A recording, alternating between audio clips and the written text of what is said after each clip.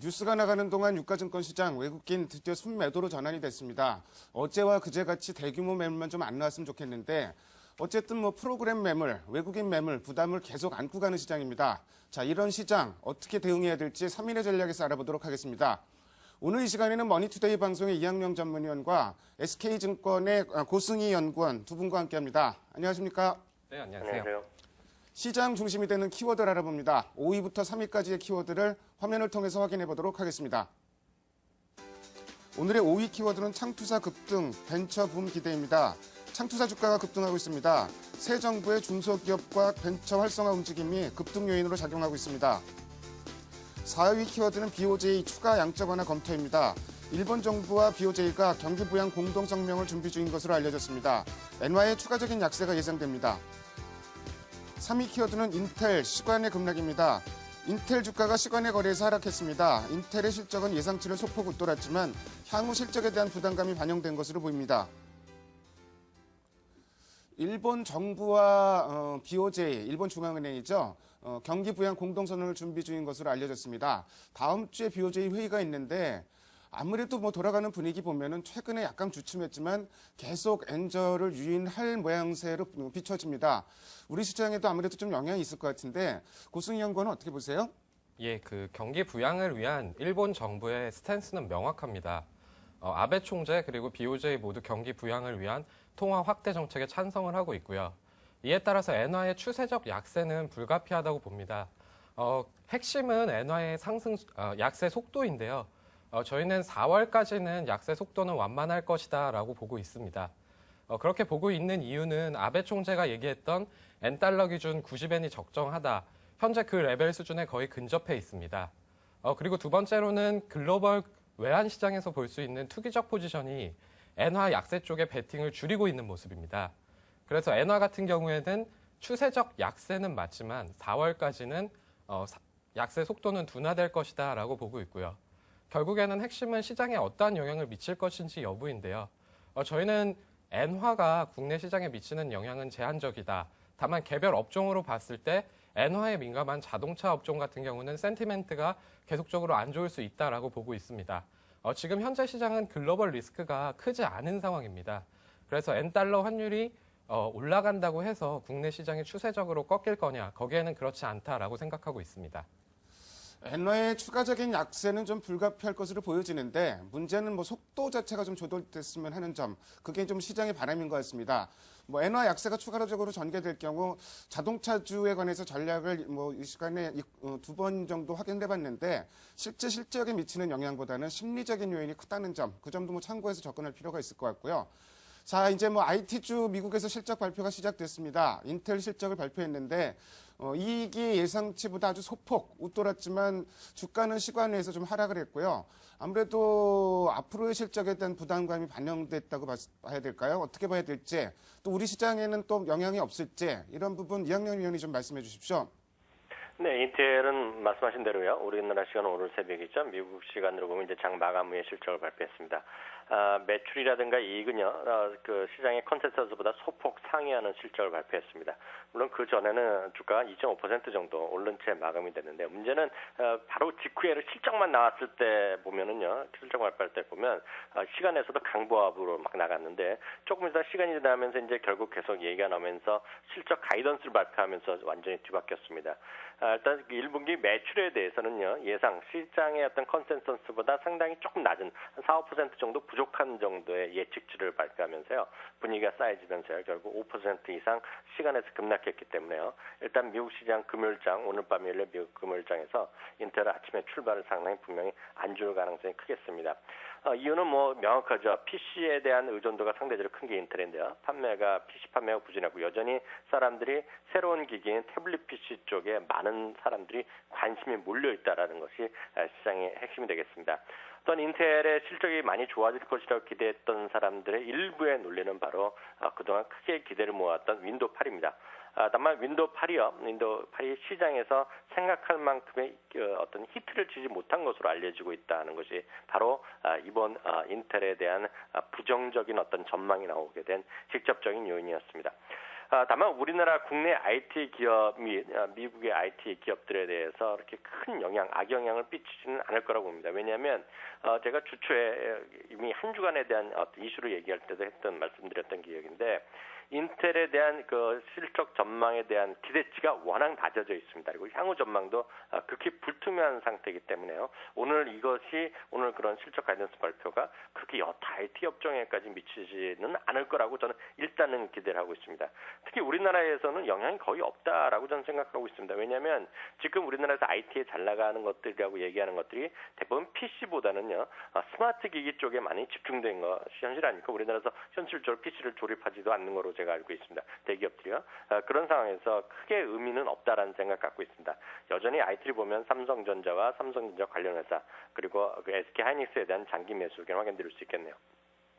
예전에 사실은 인텔 효과라는 말을 좀 썼었습니다. 인텔 실적 발표가 사실 우리 시장에 상당히 영향이 컸었는데 지금은 영향이 상당히 좀 낮아진 거였습니다. 그만큼 IT가 얼마나 빠르게 변화하는 걸 좀 보여주는 상징적인 움직임인 것도 같고요. 어쨌든 우리 시장에 큰 영향이 없다는 점 일단 다행이라고 좀 봐야 될 것 같습니다. 다음으로 오늘의 2위 키워드를 화면을 통해서 확인해 보도록 하겠습니다. 오늘의 2위 키워드는 중국 4분기 GDP 예상 상회입니다. 중국의 4분기 GDP 성장률 7.8% 정도 예상했는데 7.9%로 나왔고요. 산업 생산이라든지 지표들 다 좋게 나왔습니다. 우리 시장은 지표 발표 후에 그다지 큰 영향은 끼치고 있는 것 같지는 않은데요.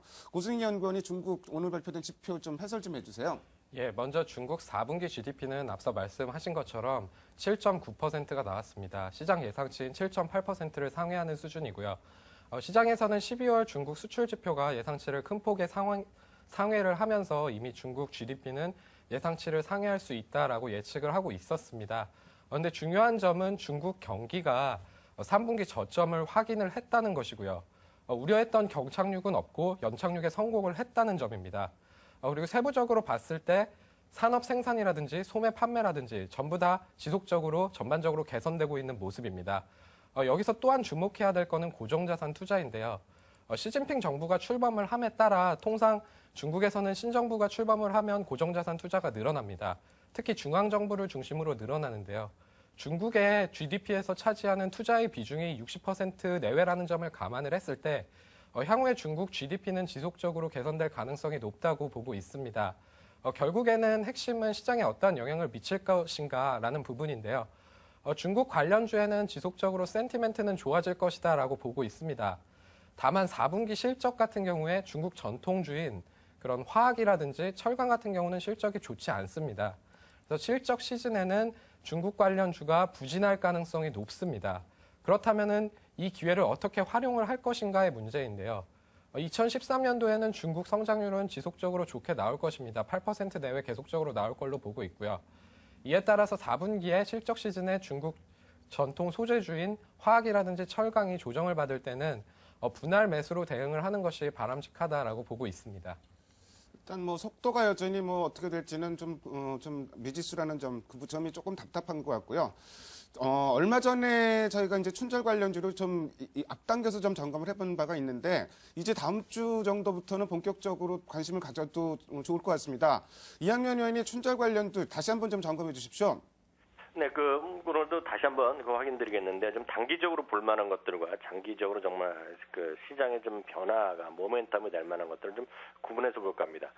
단기적으로 보면 중국 내부적으로는 워낙 이동인들이 많이 있는 것이 사실이고요. 중국에서도 소비가 확산되고 우리나라 10년 전, 20년 전에 정말 전 국민이 이동할 때 그런 시기로 보시면 될 것 같습니다. 당연히 전자제품도 많이 사갔고요. 고향으로 다시 돌아갈 때 당연히 어떤 큰 것들을 사고 예를 들어서 자동차도 새로 바꾸고 이런 것들이 일반적으로 중국에 얘기해서는 춘절 효과라고 일단은 큰 그림에서는 이해하시면 될 것 같습니다. 다만 이제 우리 쪽으로 돌아오면 당연히 이제 해외 여행객이 아마 중국에서도 제가 얼마 전에 미국 뉴스를 봤는데요. 중국에서의 해외 여행에 폭주하기 때문에 이번에도 여행객이 많이 사상 최대로 갈 것이다는 얘기를 많이 합니다. 당연히 우리나라에서도 인바운드 관련해서는 하나투어나 모두투어 같은 그런 여행사에 대한 기본적인 호재는 당연하다고 볼 수 있어 보입니다. 또 면세점 매출 측면에서 보면 제가 계속 말씀드렸다시피 6개월 정도 이제 그 우리나라 호텔 신라의 영업이 서울에 있는 호텔이 영업을 안 하더라도 기본적으로 워낙 다 아는 사실이고요. 면세점 매출이 워낙 늘어나고 있기 때문에 그리고 우리나라뿐만 아니라 글로벌 네트워크가 잘 돼 있기 때문에요. 특히 이제 싱가포르라든가 괌 이런 쪽에 신규 진출권도 있기 때문에 호텔 신라에 대한 장기적인 여전히 그런 관점에서 유효하겠고요. 우리나라 와서는 이제 롯데쇼핑이라든가 신세계 이런 쪽에 대한 유통업체들에 대한 관심이 있습니다. 그리고 화장품이나 이런 것들은 약간은 전 개인적으로 전 진부하다는 생각을 좀 갖고 있습니다. 다만 이런 건 좀 단기적인 이슈라는 생각 갖고 있습니다. 물론 여기 카지노도 포함되겠지만 항상 보면 춘절이 되기 직전까지 이런 것들이 오르다가요. 춘절이 막상 시작되고 장기 휴가 연휴가 들어가면 오히려 좀 주가는 쉬었던 경험이 대부분 이런 주식이기 때문에 그런 관점에서 좀 단기적인 어떤 스케줄을 체크하시면서 대응하시면 되겠습니다. 다만 보다 좀 근본적으로 보면 장기적으로 보셔야 되는데 그것은 역시 철강이라든가 화학, 정유 같은 소재주에 좀 주목을 하셔야 된다고 생각하고 있습니다. 2월달에 춘절, 3월달에 전인대를 전후해서 미리 이제 재고를 확보하는 것들이 많이 시도가 되고 있기 때문에 일단 우선들은 우리나라 것까지 영향이 있는 것은 아니고 중국에서 관련 업체들의 수급 조절 그런 쪽에 수급에 대한 개선 기대감 그리고 중국의 GDP의 회복, 수출의 증대 이런 것들이 엮여 있으면서 중국 회사부터 좀 좋아지겠죠. 중국 회사들도 좋아지면 상대적으로 그 다음에 우리나라 관련 기업들도 국제적인 시세가 회복되면서 좀 따라 올라갈 수 있다. 바로 여기에 모든 것의 논리의 출발이라는 생각을 갖고 있습니다. 다만 여기서 우리가 다시 한번 주목하셔야 되는 것은 그런 화학, 소재 관련된 철강, 화학, 정유 이런 것들이 거의 대부분이요. 우리나라에 지금 상장되는 거의 대부분이 4분기 실적이 극히 안 좋다는 얘기죠. 그렇기 때문에 대부분이 또 이런 것들이 1월 말, 1월 29일, 30일 해서 집중적으로 실적을 발표하거든요. 그렇기 때문에 아마 그 시점이 아마 제가 판단해서는 주가의 어떤 큰 변곡점이 되리라는 생각 갖고 있습니다. 오히려 실적 발표하는 날이 저점이 될 형성할 가능성이 있기 때문에 그런 관점에서 시기적으로 그런 종목들, 대표적인 종목들의 실적 발표하는 날까지의 어떤 흐름과 그 직전 직후 흐름 보시면서 그런 쪽의 비중을 오히려 좀 장기적으로 늘려가는 그런 쪽으로 좀 대응하자는 것이 제 기본적인 중국 관련주에 대한 전략 전술이 되겠습니다. 3인의 전략에서 춘절 관련주가 좀 다른 곳보다 좀 빨리 언급이 되고 있는데 역시 뭐 단기적 관점에서 접근하는 시각에서 좀 그렇게 언급이 되고 있는 것이고요. 장기적으로는 역시 뭐 소재주 쪽에 관심을 좀 가져볼 만하다 이런 말씀도 덧붙여 주셨습니다. 다음으로 오늘의 1위 키워드를 화면을 통해서 확인해 보도록 하겠습니다. 오늘의 1위 키워드는 코스피 불안한 반등입니다. 외국인 순매도로 전환이 됐는데 뭐 다행히 아직까지는 뭐 순매도 규모가 그렇게 크지는 않은 상황이고요. 그렇지만 반등은 하고 있는데 뭔가 좀 불안합니다. 이제 뭐 우리나라도 다음 주 정도부터는 본격적인 실적 발표가 시작이 되는데 뭐 LG 디스플레이들이든지 자동차 주식도 실적이 발표되고 다음 주 여러 가지 일정도 좀 체크할 필요가 있습니다. 다음 주 일정 그리고 대응 전략 같이 좀 엮어서 말씀해 주세요. 예, 우선은 다음 주에는 현대차, 기아차, LG 디스플레이 등 우리나라 국내 주요 기업의 실적 시즌이 본격적으로 개막을 합니다. 그러나 실적 시즌에서 기대할 것은 없다고 보고 있습니다. 시장 예상치가 지속적으로 하락을 하고 있고요. 이에 따라서 4분기 실적은 시장 예상치를 하회할 가능성이 높다라고 보고 있습니다. 다만 시장의 눈높이가 지속적으로 낮아져 있기 때문에 시장에 미치는 영향은 제한적이다라고 보시면 될 것 같고요. 매크로 측면에서는 다음 주 국내 4분기 GDP하고 중국의 1월 HSBC PMI 제조업 지수가 나옵니다. 둘 다 시장의 예상치를 상회할 걸로 보고 있고요. 특히 국내 4분기 성장률 같은 경우는 지금 시장 예상치 1.8%입니다. 3분기 성장률이 5%인 점을 감안을 했을 때 국내 경기도 저점을 찍고 반등하는 모습이 나오는 것이고요. PMI 제조업 지수 같은 경우에도 지금 신규 주문 재고 스프레드가 반등을 지속을 하고 있습니다. 이를 감안했을 때 12월 대비 개선되는 모습 보일 걸로 예상이 되고요. 다만 그 키워드에서 나온 것처럼 지금 코스피가 불안한 반등을 보이고 있습니다. 그 불안한 반등의 핵심에는 수급적인 요인을 빼놓을 수 없는데요. 그 외국인 관련해서 프로그램 매도 물량이 남아있는 것이 한 2조 원 내외가 됩니다. 2조 원 내외가 지속적으로 하루 1거래일 단위로 한 1,000억에서 2,000억 정도 나올 것으로 보이고 있는데요. 이 부분이 시장을 억누를 걸로 예상을 하고 있습니다. 결과적으로는 2월 초까지는 이러한 외국인 중심의 프로그램 매도 물량이 나오면서 시장을 억누를 걸로 저희는 예상을 하고 있습니다. 그렇게 되면은 시장은 다음 주에도 코스피 기준으로 1950에서 2050 기준으로 박스권 장세 지속적으로 이어질 것이다라고 보고 있습니다. 글쎄 뭐 프로그램 매물 부담 언급을 하셨는데 프로그램 매물, 외국인 또 매물 뭐 본질적으로 이게 뭐 겹치는 부분이 좀 현재 상황에서는 많은 것 같습니다. 우리나라 국내 수급은 이렇게 좀 불안하지만 글로벌 자금은 최근에 위험자산 선호 현상이 조금 강화되고 있다 이런 얘기가 나오는데요. 이학년 위원이 관련 내용 좀 말씀해 주시고요. 다음 주 전략도 좀 말씀해 주십시오.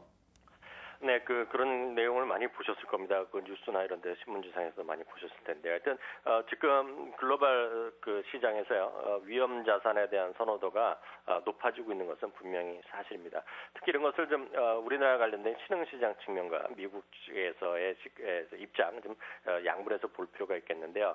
일단 신흥시장 쪽에 우리가 좀 포커스를 맞춰서 본다 그러면요. 소위 이머징 마켓 쪽의 글로벌 펀드의 그 유규모는 최근 5년 동안에 거의 4배 이상 늘어난 것이 분명한 사실입니다.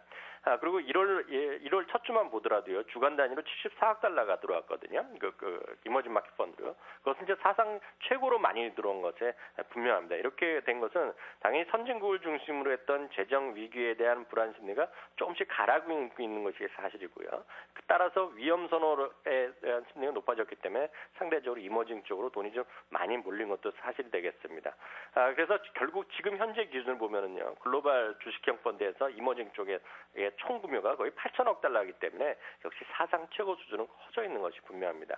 근데 분명한 것은 어제인가 그저께도 제가 말씀드렸다시피 그럼에도 불구하고 우리나라에 대한 입장은 약간은 보수적인 것이 사실이라는 거죠. 그것은 왜냐하면 이머징 마켓에서의 전체적인 것은 늘어나고 있는데 중요한 것은 그 안에서 절대적으로 중국에 대한 어떤 관심이 폭주하고 있기 때문에 상대적으로 우리나라의 관심이 저조해진 겁니다. 작년 말 대비 올해는 분명히 줄어들어 있기 때문에 이것이 지금 우리나라에서 약간 외국인이 썰러간 매매로 보이는 것이고요. 거기다 이제 뱅가드 펀드에 대한 우려감, 그렇기 때문에 좀 살려는 사람들 좀 싸게 살려는 그런 것이 있다는 것을 분명히 좀 이해하셔야 됩니다. 그렇기 때문에 분명히 시장 규모는 커지고 있는데 우리나라에 대한 시각이 좀 줄어들고 있다. 이것이 포인트가 되겠습니다. 두 번째는 미국 안에서의 시각인데요. 미국에서 안에만 보면 더욱더 명확하죠. 미국은 경기 회복에 대한 기대감이 분명히 있고요. 주식에 대한 선호도가 늘어나 있습니다. 물론 아직까지 언제일지 모르겠지만 양적 완화에 대한 조기 종료 가능성에 대해서 또 일부지만 분명히 얘기를 하고 있고요. 금리 인상도 2014년, 15년이 아니라 올해 말에까지 당겨질 수 있다는 그런 얘기가 나오고 있기 때문에 결국 채권보다는 물론 주식에 대한 위험성 분명히 있지만 그 선호도가 작년, 재작년 대비 커져 있다라는 것은 분명할 수 있습니다.